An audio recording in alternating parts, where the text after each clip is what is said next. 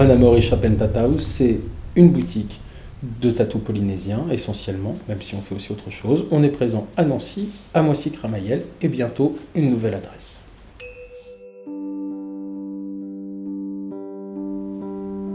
Chaque client est unique. Chaque client a sa personnalité, a son souhait de tatou.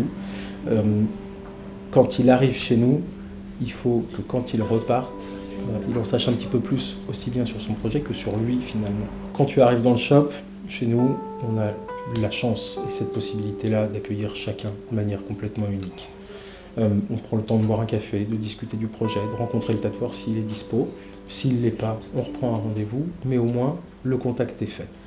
L'important dans le tatou, ça reste le contact, la confiance avec le tatoueur, avec le shop en général.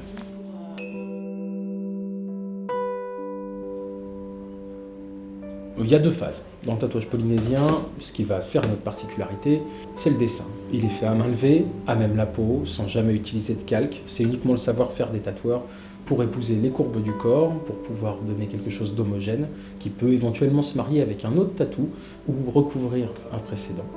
La deuxième phase, on va être sur la partie du tatou en lui-même, où on va intégrer toute la symbolique. C'est ce qui va donner tout le volume et toute la puissance au tatou, c'est cette part de personnalisation, puisque chaque personne va arriver avec une signification propre pour son tatou. Quelqu'un va vouloir parler des liens familiaux, d'autres d'un drame qu'il y a eu dans sa famille. Tout ça, ça peut se fondre dans le tatouage et d'avoir surtout un message qui reste complètement privé, puisque personne ne va connaître cette signification, hormis les initiés au tatouage polynésien.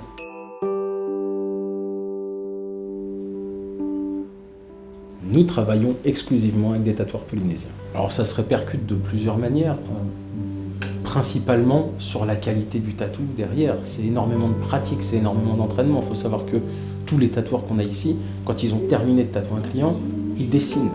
C'est une pratique constante, une information constante sur les nouveautés, sur les motifs, parce qu'il y a des motifs qui se perdent petit à petit, qu'on va retrouver chez certains tatoueurs. Alors c'est de la documentation, c'est de la recherche, c'est ce qui va apporter, ce qui va complètement étoffer le panel de motifs, de symboliques, de significations. Pour moi, c'est la plus grosse partie technique. Après, dans le tatouage en lui-même, on utilise un dermographe principalement, comme on trouve dans n'importe quel salon de tatou, et ça permet d'avoir une qualité de trait et de finition vraiment optimale.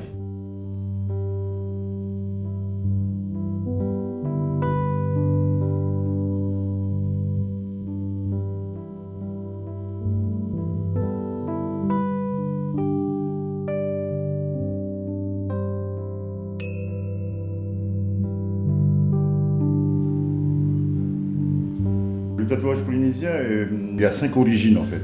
Le tahitien, le marquisien, le néo-zélandais, le tongien et le samoan. Donc voilà. Et après, donc, ça a une signification particulière pour la personne qui le porte. Ça représente sa vie et ce qu'il veut faire ensuite. Le tatouage polynésien, c'est une culture avant tout et c'est une histoire. À l'époque, c'était le passeport d'un Polynésien. On pouvait savoir d'où il venait, de quelle famille, s'il était d'une famille noble ou un simple pêcheur, ou si c'était un guerrier ou une personne normale, quoi.